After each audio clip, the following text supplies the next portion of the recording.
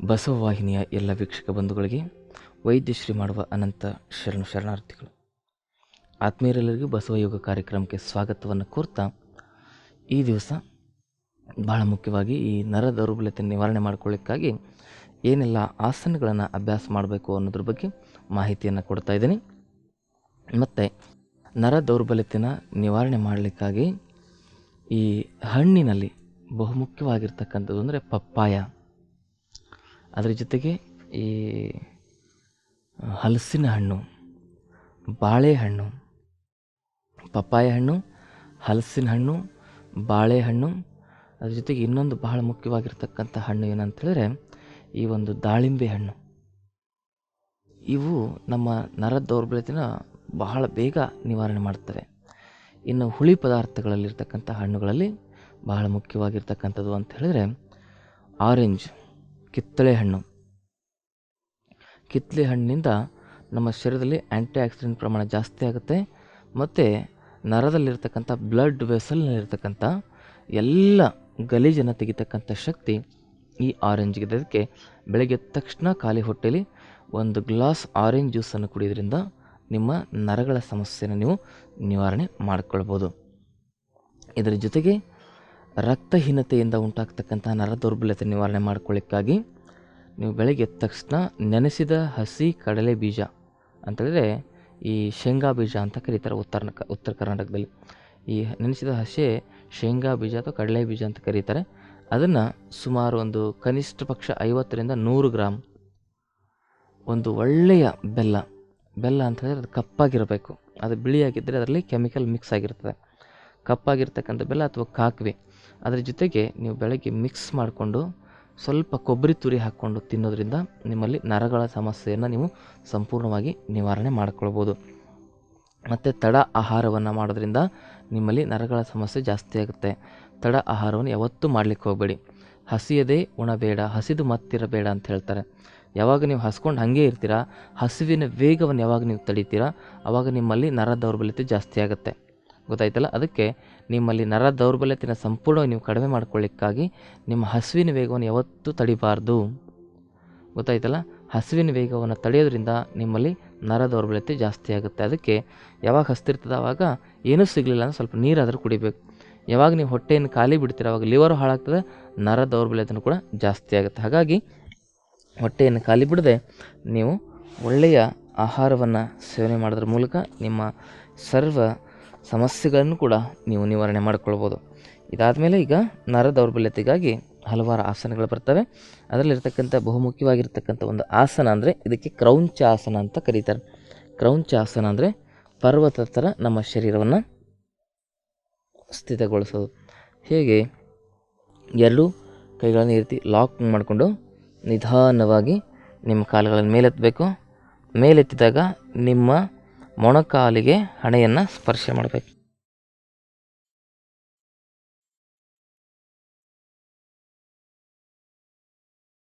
ವಾಪಸ್ ಕಾಲನ್ನು ಪೂರ್ತಿಯಾಗಿ ಮೇಲೆತ್ತಿ ಮೊಣಕಾಲಿಗೆ ಹಣೆಯನ್ನು ಸ್ಪರ್ಶ ಮಾಡಬೇಕು, ಅಥವಾ ಗದ್ದಕ್ಕೆ ಕೂಡ ಸ್ಪರ್ಶ ಮಾಡ್ಬೋದು.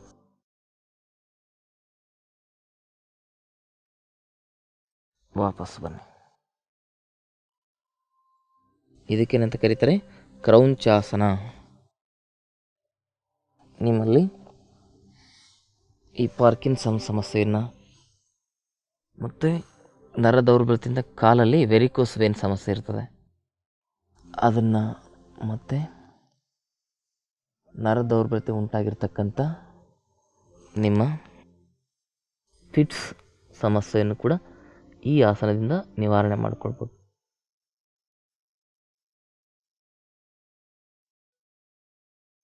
ದೀರ್ಘವಾಗಿ ಶ್ವಾಸ ಪ್ರಶ್ವಾಸ ಮಾಡಬೇಕು.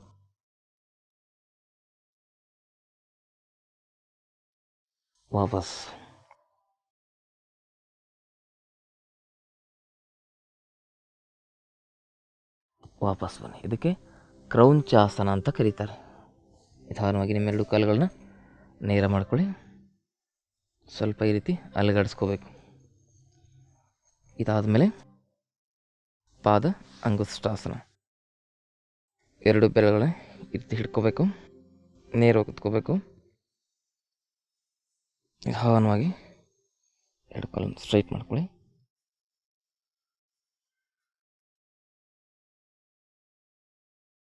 ವಾಪಸ್ ಬನ್ನಿ. ವಾಪಸ್ ಬಂದಮೇಲೆ ಬದ್ಧ ಕೋನಾಸನ ಮಾಡಬೇಕು.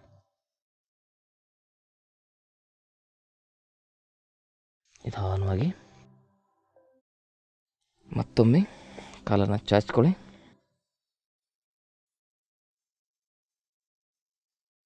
ದೃಷ್ಟಿ ನೇರವಾಗಿರಲಿ. ನಿಧಾನವಾಗಿ ಉಸಿರನ್ನು ಬಿಡ್ತಾ ಮುಂದೆ ಬಾಗಿ.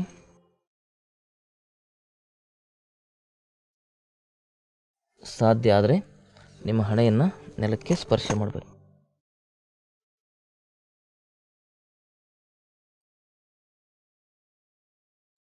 ವಾಪಸ್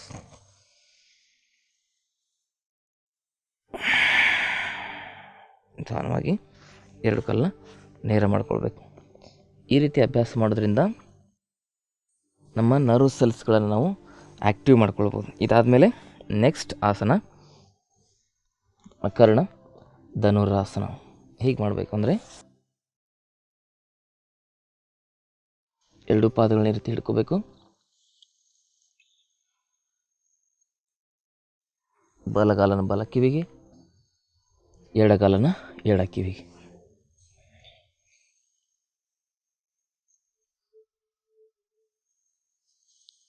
ವಾಪಸ್ ಸ್ವಲ್ಪ ಆನಂದವಾಗಿ ಮಾಡಬೇಕು, ಸಂತೋಷದಿಂದ. ಗೊತ್ತಾಯ್ತಾ? ಖುಷಿ ಖುಷಿಯಾಗಿ. ಕೆಲವು ಜನ ನಗದೇ ಇಲ್ಲ. ಅವು ಹೆಂಗಂದ್ರೆ ಒಂಥರ ಮ್ಯಾನುಫ್ಯಾಕ್ಚರ್ಡ್ ಇಫೆಕ್ಟ್ ಅವು.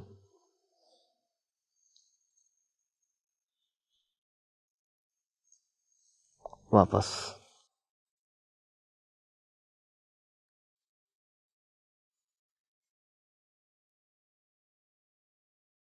ವಾಪಸ್. ಆಸನದಲ್ಲಿ ನೀವು ಹೆಚ್ಚು ಹೊತ್ತು ಸ್ಟೇ ಮಾಡಿದಾಗ ಅದರದ್ದು ಹೆಚ್ಚು ಲಾಭ ಸಿಗ್ತದೆ. ಹೀಗೆ ಹಿಡಿದಾಗ ನೀವೊಂದು 5 ಸೆಕೆಂಡ್ ಅಲ್ಲೇ ಹೋಲ್ಡ್ ಮಾಡಬೇಕು. 1 2 3 4 5. ವಾಪಸ್. ಇದರಲ್ಲಿ ಇನ್ನೊಂದು ವೇರಿಯೇಷನ್ ಇದೆ. ಹೇಗೆಂದರೆ ನಿಮ್ಮ ಎಡಗಾಲನ್ನು ಬಲಗೈಯಿಂದ ಅಥವಾ ಬಲಗಾಲನ್ನ ಎಡಗೈಯಿಂದ ಈ ರೀತಿ ಹಿಡ್ಕೊಂಡು, ಈಗ ನಾನು ಎಡಗೈಯಿಂದ ಬಲಗಾಲ ಹಿಡ್ಕೊಂಡಿದ್ದೀನಲ್ಲ, ಎಡಗಡೆ ಕಿವಿಗೆ ಬಲಗಾಲನ ಈ ರೀತಿ ಸ್ಪರ್ಶ ಮಾಡಬೇಕು. ಬಲಗೈನ ಮುಂದೆ ಹಾಕ್ಕೊಂಡು ವಾಪಸ್. ಇದಾದಮೇಲೆ ಬಲಗಾಲನ ಎಡಗೈಯಿಂದ ಈ ರೀತಿ ಹಿಡ್ಕೋಬೇಕು. ಬಲಗಡೆ ಕಿವಿಗೆ ಎಡಗಾಲನ ಈ ರೀತಿ ಸ್ಪರ್ಶ ಮಾಡಬೇಕು. ಎಡಗೈ ಮುಂದೆ. ಇಲ್ಲೂ ಕೂಡ 5 ಸೆಕೆಂಡ್ ಹೋಲ್ಡ್ ಮಾಡಬೇಕು. 1 2 3 4 5. ವಾಪಸ್. ಹೀಗೆ ಈ ಅಭ್ಯಾಸಗಳನ್ನ ಮಾಡೋದ್ರ ಮೂಲಕ ನಿಮ್ಮಲ್ಲಿ ನರಗಳ ದೌರ್ಬಲ್ಯತೆಯನ್ನು ನಿವಾರಣೆ ಮಾಡಿಕೊಳ್ಬೋದು. ಈ ಆಸನಗಳನ್ನ ಮಾಡೋ ಸಂದರ್ಭದಲ್ಲಿ ನೀವು ಯಾವುದೇ ಕಾರಣಕ್ಕೂ ಮತ್ತೆ ಪದೇ ಪದೇ ಹೇಳ್ತಾ ಇದ್ದೀನಿ, ಉಸಿರನ್ನು ಬಿಗಿ ಹಿಡಿಬಾರ್ದು. ಉಸಿರನ್ನು ಬಿಗಿ ಹಿಡಿದ್ರೆ ಅಲ್ಲೇನಾಗ್ತದೆ, ನರ ದೌರ್ಬಲ್ಯತೆ ಹೆಚ್ಚಿಗೆ ಆಗ್ತದೆ. ಅದಕ್ಕೆ ಸರಾಗವಾಗಿ ಉಸಿರಾಡಬೇಕು. ಯಾವಾಗ ಹೇಗೆ ಉಸಿರಿಡ್ಬೇಕಂತ ಗೊತ್ತಿರಬೇಕು. ಹೀಗೆ ಎಳಿತಿರಲ್ಲ, ಎಳೆದಾಗ ಉಸಿರು ಬಿಡಬೇಕು. ಮುಂದೆ ಭಾಗದಾಗ ಸಂಪೂರ್ಣವಾಗಿ ಮತ್ತೆ ಹೊರಗಡೆ ಉಸಿರು ಬಿಡಬೇಕು. ಅಂದರೆ ಮಾತ್ರ ಸರಿ ಆಗ್ತದೆ. ಈಗ ನೋಡಿ, ಉಸಿರು ತೆಗೆದುಕೊಂಡು ಹಿಂಗೆ ಹಿಡ್ಕೋಬೇಕು. ಉಸಿರು ಬಿಡ್ತಾ ಸ್ಪರ್ಶ ಮಾಡಬೇಕು. ಮತ್ತೆ ಉಸಿರು ತೆಗೆದುಕೋಬೇಕು. ಉಸಿರು ಬಿಡ್ತಾ ಈ ರೀತಿಯಾಗಿ. ಈ ಆಸನದಲ್ಲಿ ಕೂಡ ಅಷ್ಟೇ. ಉಸಿರು ಬಿಡಬೇಕು, ಉಸಿರು ತೆಗೆದುಕೋಬೇಕು, ಉಸಿರು ಬಿಡಬೇಕು, ಉಸಿರು ತೆಗೆದುಕೋಬೇಕು. ಯಾವಾಗಿಲ್ಲಿ ನಿಲ್ಲಿಸ್ತಿರಲ್ಲ ಅವಾಗ ಏನು ಮಾಡಬೇಕು,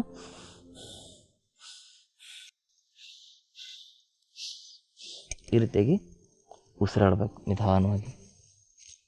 ಗೊತ್ತಾಯ್ತಲ್ಲ? ಯಾವಾಗ ನಿಮಗೆ ಆ ಆಸನದಲ್ಲಿ ಸ್ಥಿರತೆ ಮತ್ತು ಸುಖದ ಅನುಭವ ಆಗ್ತದೆ, ಆವಾಗ ನೀವು ಆ ಅನುಭವವನ್ನು ಪಡೆದಾಗ ನಿಮ್ಮ ಆಸನ ಸರಿಯಾಗಿದೆ ಅಂತ ನೀವು ಅಂದ್ಕೋಬೇಕಾಗ್ತದೆ. ಆಸನ ಸಿದ್ಧಿಯಾಗಿದೆ ಅಂತ ಅದು ಅರ್ಥ ಆಗ್ತದೆ. ಗೊತ್ತಾಯ್ತಲ್ಲ? ನರ ದೌರ್ಬಲ್ಯತೆಯನ್ನು ನಿವಾರಣೆ ಮಾಡ್ಕೊಳ್ಳಿಕ್ಕಾಗಿ ಹಲವಾರು ಯೋಗಾಭ್ಯಾಸಗಳನ್ನ ನಾವು ನೋಡ್ತಾ ಇದ್ದೀವಿ. ಅದರಲ್ಲಿ ಮುಂದಿನ ಯೋಗಾಭ್ಯಾಸ ಏನಂತ ಹೇಳಿದ್ರೆ ಚಕ್ಕಿ ಚಲನಾಸನ.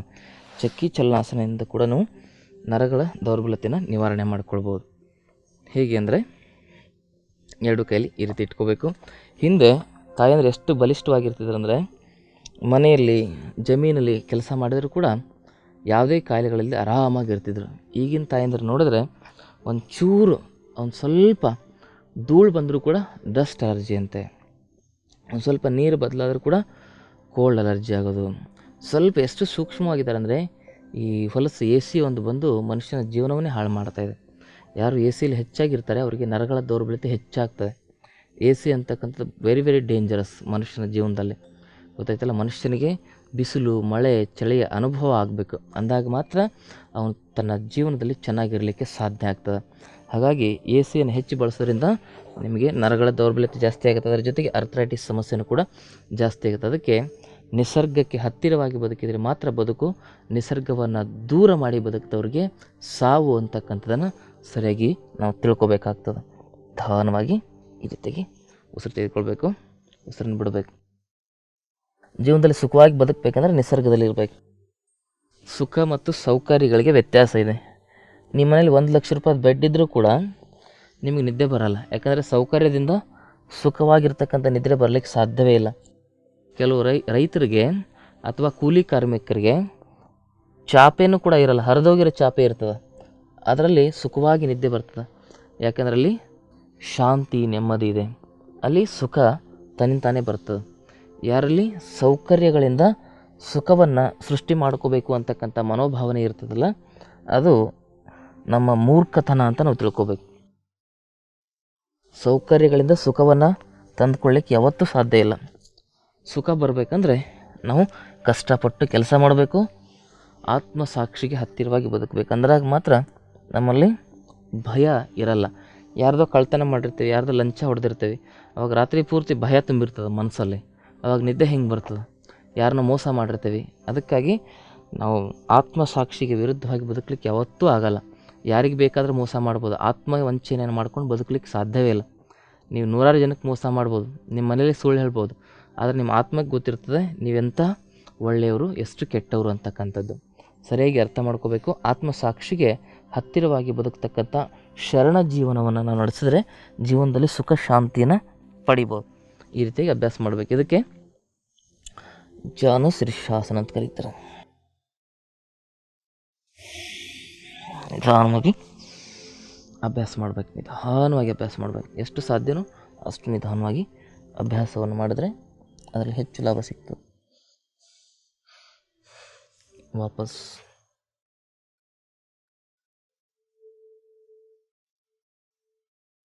ರಿಲ್ಯಾಕ್ಸ್. ದೀರ್ಘವಾಗಿ ಉಸಿರಾಡಿ.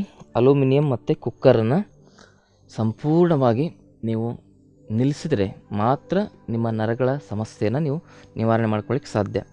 ಅಲ್ಯೂಮಿನಿಯಂ ಬಳಕೆ ಮತ್ತು ಕುಕ್ಕರ್ ಬಳಕೆ ನಿಲ್ಲಿಸಲೇಬೇಕಾಗ್ತದೆ, ಇಲ್ಲಾಂದರೆ ನರಗಳ ಸಮಸ್ಯೆ ನಿವಾರಣೆ ಆಗಲಿಕ್ಕೆ ಸಾಧ್ಯವೇ ಇಲ್ಲ. ಯಾಕಂದರೆ ನಿಮ್ಮ ನರಗಳ ಒಂದು ಶಕ್ತಿಗೆ ಪೋಷಕ ತತ್ವವಾಗಿ ಬೇಕಾಗಿರ್ತಕ್ಕಂಥ ಪ್ರೋಟೀನ್ಸ್ಗಳನ್ನು ವಿಟಮಿನ್ಸ್ಗಳನ್ನು ನೀವು ಕುಕ್ಕರ್ನಲ್ಲಿ ಬೇಯಿಸಿರ್ತಕ್ಕಂಥ ಆಹಾರದಲ್ಲಿ ಹೆಚ್ಚು ಪಡಲಿಕ್ಕಾಗಲ್ಲ. ಯಾಕಂದರೆ ಕುಕ್ಕರ್ನಲ್ಲಿ ಬೇಯಿಸಿದ್ರೆ ಅದರಲ್ಲಿ ಉಳಿತಕ್ಕಂಥದ್ದೇ 4-5% ಅಷ್ಟೇ. ಅದೇ ಮಣ್ಣಿನ ಮಡಿಕೆಯಲ್ಲಿ ಬೇಯಿಸಿದ್ರೆ 100ಕ್ಕೆ 100% ನಿಮಗೆ ಆ ವೈಟಮಿನ್ಸ್ಗಳು ಉಳಿತವೆ. ನೀವು ಮನೆಯಿಂದ ಮೊದಲು ಬಿಸಾಕಬೇಕಾಗಿರ್ತಕ್ಕಂಥದ್ದು ಏನಂದರೆ ಫ್ರಿಜ್ಜು, ಕುಕ್ಕರು ಮತ್ತು ಡೈನಿಂಗ್ ಟೇಬಲ್, ಗೊತ್ತಾಯ್ತಲ್ಲ. ಇವುಗಳನ್ನು ಮೊದಲು ಮನೆಯಿಂದ ಬಿಸಾಕಬೇಕು. ವಾಪಸ್. ಇವು ನಮ್ಮ ದೊಡ್ಡ ವೈರಿಗಳಿವೆಲ್ಲ, ಅವನ್ನು ಸರಿಯಾಗಿ ತಿಳ್ಕೊಂಡ್ರೆ ಮಾತ್ರ ನಾವು ಬದುಕಲಿಕ್ಕೆ ಆಗ್ತದೆ. ಈ ರೀತಿ ಅಭ್ಯಾಸ ಮಾಡಿದ್ಮೇಲೆ ನಿಧಾನವಾಗಿ ಬೆನ್ನಿನ ಮೇಲೆ ಮಲ್ಕೋಬೇಕು. ಬೆನ್ನ ಮೇಲೆ ಮಲ್ಕೊಂಡು ನಿಮ್ಮ ಬೆನ್ನು ಹುರಿನ ಸಡಿಲ ಮಾಡ್ಕೋಬೇಕು.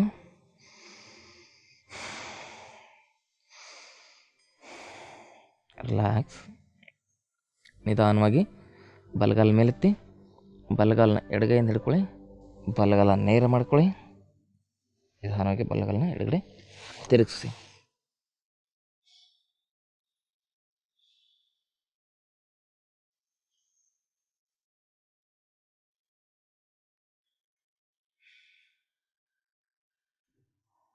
ವಾಪಸ್ ಬನ್ನಿ.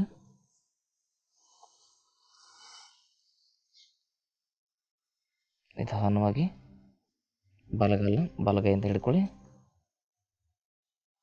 ನಿಧಾನ ಬಲಗಡೆ ತಿರುಗಿಸಿ.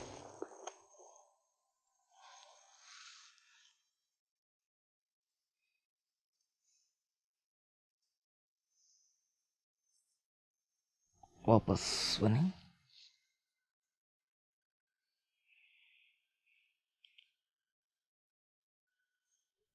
ರಿಲ್ಯಾಕ್ಸ್. ನಿಧಾನವಾಗಿ ನಿಮ್ಮ ಎಡಗಾಲ ಮೇಲೆತ್ತಿ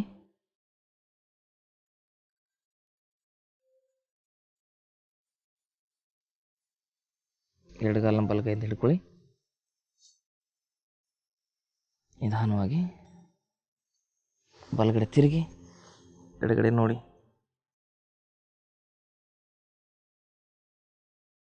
ದೀರ್ಘವಾಗಿ ಶ್ವಾಸ ಪ್ರಶ್ವಾಸ ಮಾಡಿ ನಿಧಾನವಾಗಿ ಉಸಿರಾಟ ಮಾಡಿ. ನಿಧಾನವಾಗಿ ಕಾಲನ್ನು ಮತ್ತೆ ವಾಪಸ್ ನೇರ ಮಾಡ್ಕೊಳ್ಳಿ. ನಿಮ್ಮ ಎಡಗಾಲನ ಎಡಗೈಯಿಂದ ಹಿಡ್ಕೊಳ್ಳಿ. ನಿಧಾನವಾಗಿ ಎಡಗಡೆ ತಿರುಗಿಸಿ. ಸೂಕ್ತ ಪಾದಾಂಗುಷ್ಟಾಸನ ಅಂತ ಕರೀತಾರೆ. ದೀರ್ಘವಾಗಿ ಉಸಿರಾಟ ಮಾಡಿ. ನಿಧಾನವಾಗಿರಲಿ ಉಸಿರಾಟ. ಲಯಬದ್ಧವಾಗಿರಲಿ. ತೊಡೆಯ ಮಾಂಸಖಂಡಗಳನ್ನು ಗಮನಿಸ್ತಾ ಹೋಗಿ. ಒಂದು 10 ಸೆಕೆಂಡ್ ಹೋಲ್ಡ್ ಮಾಡಬೇಕು ಈ ಆಸನದಲ್ಲಿ. 1 2 3 4 5 6 7 8 9 10. ನಿಧಾನ ವಾಪಸ್ ಬನ್ನಿ. ಹೀಗೆ ಒಂದು 5 ನಿಮಿಷ ಅಭ್ಯಾಸ ಮಾಡೋದ್ರ ಮೂಲಕ ನಿಮ್ಮ ಪೆರಿಫೆರಲ್ ನರ್ವಸ್ ಸಿಸ್ಟಮನ್ನು ಆ್ಯಕ್ಟಿವ್ ಮಾಡ್ಕೋಬೋದು. ಶರೀರದಲ್ಲಿ 2 ರೀತಿಯ ನರ್ವಸ್ ಸಿಸ್ಟಮ್ ಇದೆ. ಒಂದು ಸೆಂಟ್ರಲ್ ನರ್ವಸ್ ಸಿಸ್ಟಮ್, ಇನ್ನೊಂದು ಪೆರಿಫೆರಲ್ ನರ್ವಸ್ ಸಿಸ್ಟಮ್ ಅಂತ. ಅವೆರಡೂ ಒಂದು ವ್ಯವಸ್ಥೆಯನ್ನು ಜಾಗೃತಪಡಿಸ್ಕೊಳ್ಳಿಕ್ಕಾಗಿ ಈ ಆಸನಗಳು ಬಹಳ ಅತಿ ಮುಖ್ಯವಾಗಿ ಸಹಕಾರಿಯಾಗಿ ಕೆಲಸ ಮಾಡ್ತವೆ. ಸೆಂಟ್ರಲ್ ನರ್ವಸ್ ಸಿಸ್ಟಮ್ ಅಂದರೆ ನಮ್ಮ ಮೆದುಳಿನ ಭಾಗದಿಂದ ಶುರುವಾಗಿ ನಮ್ಮ ಬೆನ್ನು ಹುರಿ ಕೆಳಗಡೆವರೆಗೂ ಅದು ಪ್ರಸಾರಗೊಂಡಿರ್ತದೆ. ಅದಕ್ಕೆ ಅನುಗುಣವಾಗಿ ನಮ್ಮ ಶರೀರದಲ್ಲಿ ಹರಡಿಕೊಂಡಿರ್ತಕ್ಕಂಥ 72,000 ನರಜಾಲಕ್ಕೆ ಪೆರಿಫೆರಲ್ ನರ್ವಸ್ ಸಿಸ್ಟಮ್ ಅಂತ ಕರೀತಾರೆ. ಇದಾದಮೇಲೆ 2 ಕೈನ ಈ ರೀತಿ ಜೋಡಿಸ್ಕೋಬೇಕು. ನಿಧಾನವಾಗಿ ನಿಮ್ಮ ಇಡೀ ಶರೀರವನ್ನು ಈ ರೀತಿಯಾಗಿ ರೋಲ್ ಮಾಡ್ಕೋಬೇಕು.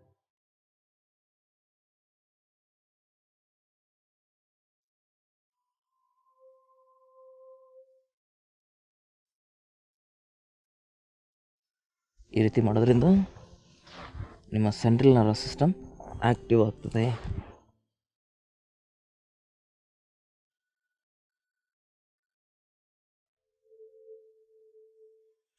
ರಿಲ್ಯಾಕ್ಸ್. Deep breathing. ನಿಧಾನವಾಗಿ ಉಸಿರಾಟ ಮಾಡಿ. ಈ ಅಭ್ಯಾಸ ಮಾಡಿದ ನಂತರ ಕಾಲನ್ನು ಮಡಚಿಕೊಂಡು ಈ ರೀತಿ ರಿಲ್ಯಾಕ್ಸ್ ಮಾಡಬೇಕು. ಈ ರೀತಿ ಮಾಡೋದ್ರಿಂದ ನಮ್ಮ ಸ್ಪೈನಲ್ ಕಾರ್ಡ್ ಹೆಚ್ಚು ರಿಲ್ಯಾಕ್ಸ್ ಆಗುತ್ತೆ.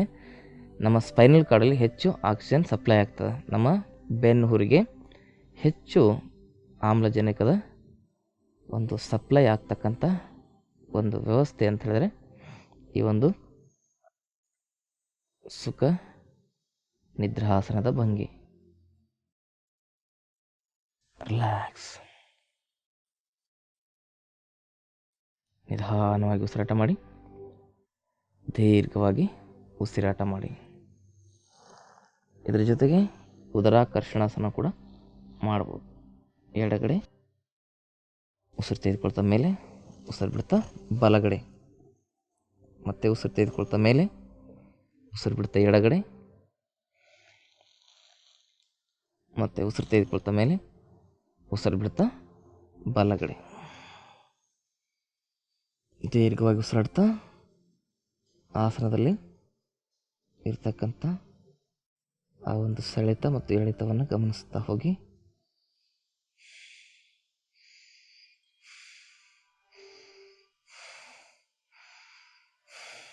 ರಿಲ್ಯಾಕ್ಸ್ ಮಾಡಿ ವಾಪಸ್ ಬನ್ನಿ.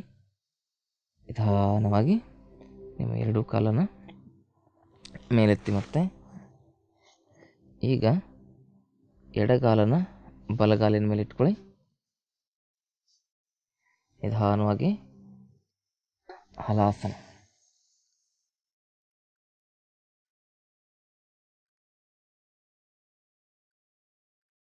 ವಾಪಸ್ ಬನ್ನಿ.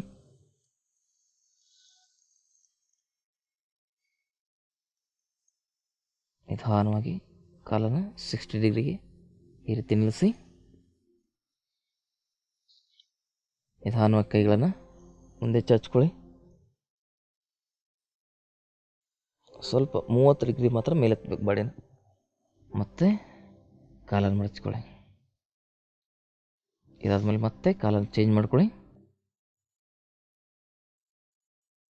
ನಿಧಾನವಾಗಿ ಉಸಿರನ್ನು ತೆಗೆದುಕೊಳ್ತಾ ನಿಮ್ಮ ಕಾಲನ್ನು ಸ್ಟ್ರೈಟ್ ಮಾಡ್ಕೊಳ್ಳಿ 60 ಡಿಗ್ರಿ. ನಿಧಾನ ಮೇಲೆತ್ತಿ.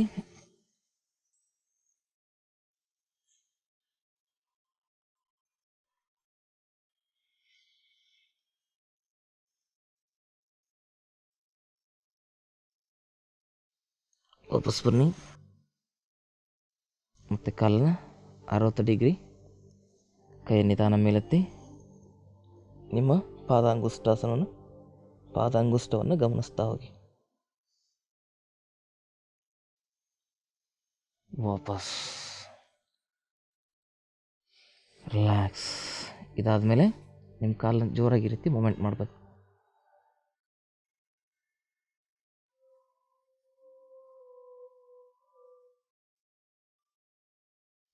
ರಿಲ್ಯಾಕ್ಸ್. Deep breathing.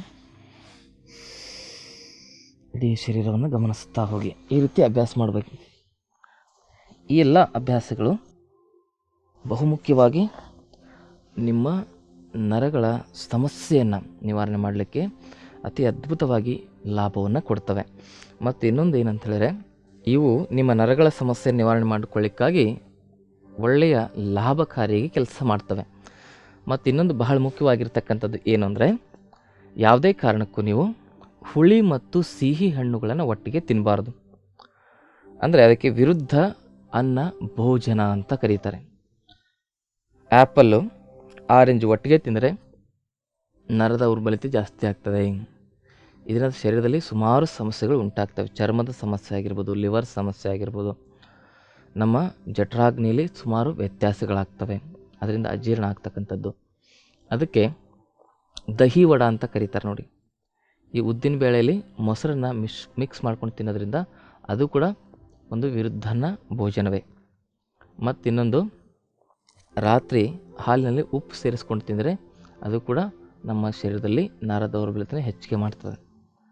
ನೀವು ರಾತ್ರಿ ಹಾಲು ಕುಡಿಬೇಕಂದ್ರೆ ಊಟದ ನಂತರ, ಪ್ರಸಾದ ಮಾಡಿದ ನಂತರ ಅರಿಶಿಣವನ್ನು ಬೆರೆಸಿ ನೀವು ಆ ಹಾಲನ್ನು ಕುಡಿದ್ರೆ ಅದು ಒಳ್ಳೆಯದಾಗ್ತದೆ. ಅದು ಕೂಡ ನಾಟಿ ಹಸುವಿನ ಹಾಲಿರಬೇಕು. ಹಾಲು ಚೆನ್ನಾಗಿ ಸ್ವಲ್ಪ ಕುದಿಸಿ ಅದರ ಮೇಲಿರ್ತಕ್ಕಂಥ ಕೆನೆಯನ್ನು ತೆಗೆದು ನೀವು ಆ ಹಾಲನ್ನು ಸ್ವಲ್ಪ ಅರಿಶಿಣ ಪುಡಿ ಹಾಕ್ಕೊಂಡು ತೆಗೆದುಕೊಳ್ಳೋದ್ರಿಂದ ನಿಮ್ಮ ಶರೀರದಲ್ಲಿ ವಾತದ ಸಮಸ್ಯೆನ ನಿವಾರಣೆ ಮಾಡ್ಕೊಳ್ಬೋದು. ದಯವಿಟ್ಟು ಯಾವುದೇ ಕಾರಣಕ್ಕೂ ನೀವು ಕೋಲ್ಡ್ ವಾಟರ್ನ ಕುಡಿಲಿಕ್ಕೆ ಹೋಗಬೇಡಿ. ಯಾವಾಗ ನೀವು ಕೋಲ್ಡ್ ವಾಟರ್ ಕುಡಿತೀರಾ ಆವಾಗ ನಿಮ್ಮ ನರ ದೌರ್ಬಲ್ಯತೆ ಜಾಸ್ತಿ ಆಗ್ತಾ ಹೋಗುತ್ತೆ. ಈ ನರ ದೌರ್ಬಲ್ಯತೆಯನ್ನು ನಿವಾರಣೆ ಮಾಡ್ಕೊಳ್ಳಿಕ್ಕಾಗಿ ಬಿಸಿಯಾಗಿರ್ತಕ್ಕಂಥ ನೀರನ್ನು ಪ್ರಸಾದಕ್ಕಿಂತ ಮೊದಲು 1 ಅವರ್ 3 ಟೈಮ್ ನೀವು ಕುಡಿತಾ ಬನ್ನಿ.